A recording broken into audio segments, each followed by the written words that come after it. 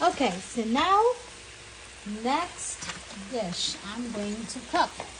Just simple giant calamari rings, and I bought it from Walmart, so it's in the frozen aisle, frozen section, so you can just buy that from there, and then just do it this way. That's it, the way you would want it to. What I want to do with this is I would like to experiment myself, trying to make a salt pepper squid.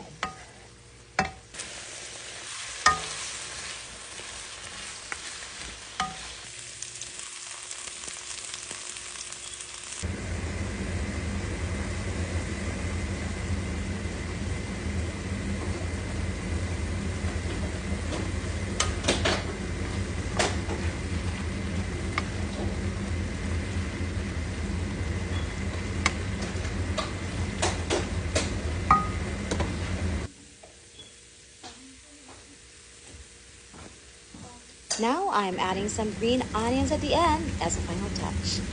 Boy, this is delicious. And now you guys, dinner is ready.